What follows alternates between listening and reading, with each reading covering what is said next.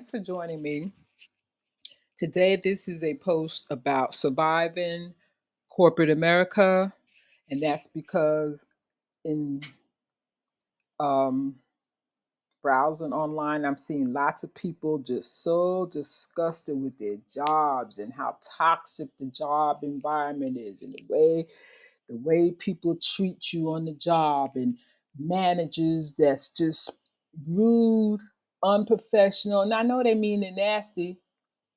So, this is my take on what you should do. I used to be in corporate America many, many years ago, and it seems like it's gotten worse. People seem so done. And I know it's rough. I know it is. So, I know it's all toxic. It's just really, really a toxic environment. And if you have a female boss or manager or what have you, females are the worst. I know. They are. It don't matter. Just across the board, females are the worst. Now, if you're a manager and you're not one of those people that treat people unfairly, and you just want to throw around your the fact that you got a little bit of power, then I'm not talking about you. I'm talking about, and those managers that's just horrible. They know who they are. One thing about working in corporate America, you could be doing a great job. Great, you know, every day checking your work, and everything is good, and you're a great worker. But as soon as it rolls around to review time, they begin to find fault. And that's to keep you from getting a raise that's probably less than $1 an hour. It's more like 10, maybe 25 cents an hour. That's all the raise they're trying to give you.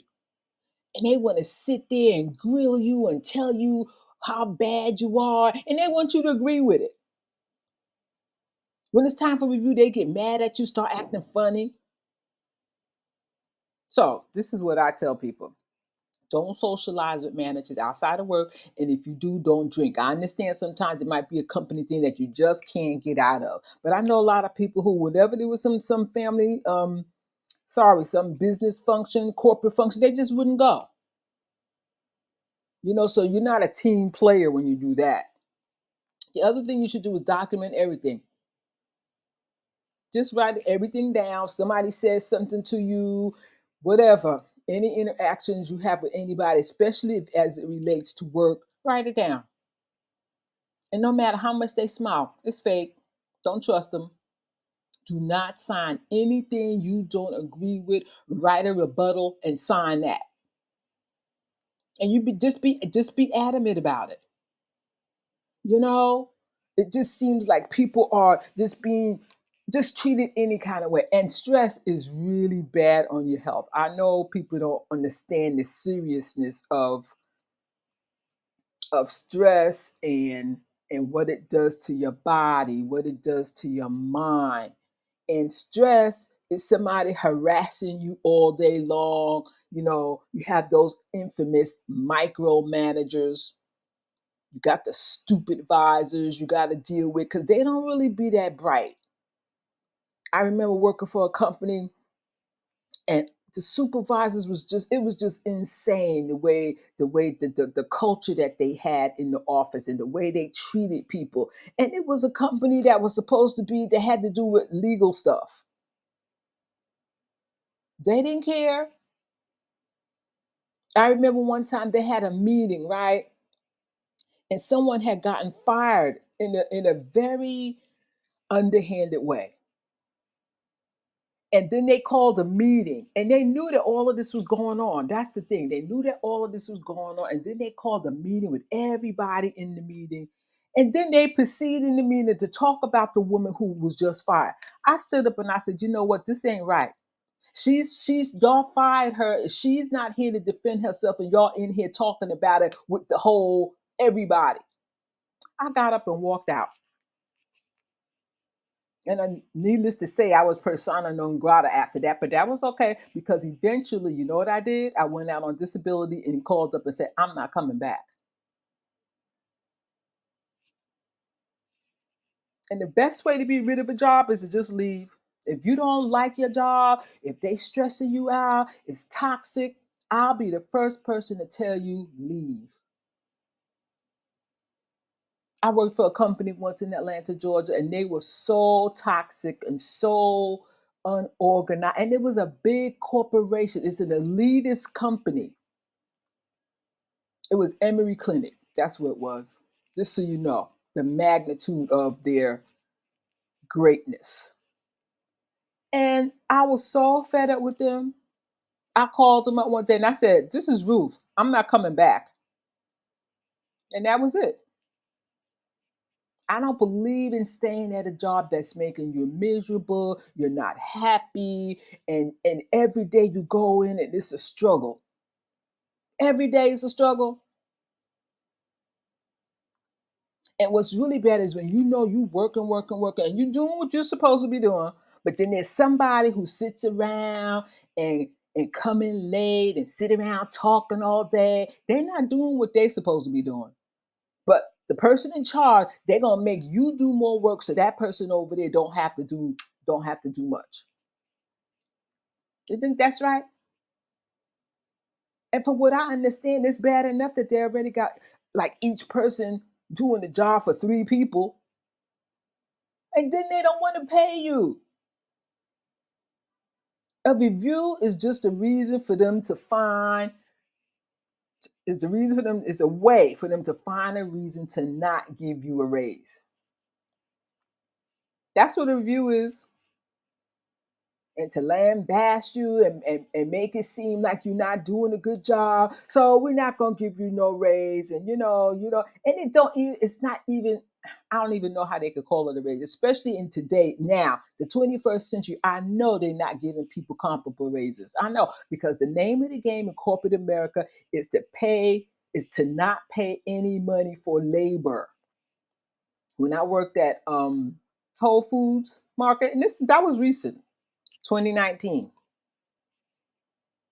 They did not want anybody to go over 29 hours a week, especially if you was part-time, which is what I was. But it happened. It happened because it couldn't be helped. It was either there was too much that needed to be done, and as one person, I couldn't do it all. So it's always they always trying to get back to the notion of free labor. As you can see, 7.25 is the federal minimum wage that hasn't been raised since when? 1991. Do they really think that people can survive on that? Granted, most people are paying more than that. But the thing is, you're always going to find somebody who will work for that 7.25 an hour, and they are more than happy to employ people for $7.25 an hour. That's colonial wages. So yeah, I encourage people, if you are unhappy at your job, leave. Don't stay. But I know people's reasons for staying at jobs is that they got to pay the bills and they got to do this and they have to do that.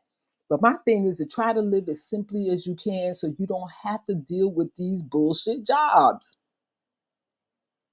And for what I understand, there are no jobs to be had. Not really. They try to make right now they trying to make everybody think the economy's great and the job market is good, and every time you turn around and they do the numbers for the jobs, it's way higher than it's way lower than what they said it was originally. So yeah, I know corporate America probably in 2024 is more toxic than it's ever been, and I know it's particularly toxic for Black women. I have been a part of the Black women's health study for what, 25, probably 30 years now. And they ask questions about about racism because they know racism is one of those things that causes stress, and stress makes the body sick. I've worked for companies where people died at the position. I wasn't there when they died at the position, but I was told people died at the position. They threw a sheet over the person and tell the workers keep working. Ain't that crazy? So companies don't care about you. Don't think that they do. I know another woman for the same company, they kept forcing her to come back to work after a serious illness. And so she came back and died in the parking lot getting out the car. They didn't care about her. So it's like if you care about yourself, you will just kiss the job goodbye. Now, I know somebody needed to hear this because I've been seeing so many videos about people going on and on about their bullshit jobs. So say what you will, say what you want. Thanks for joining me. Peace out.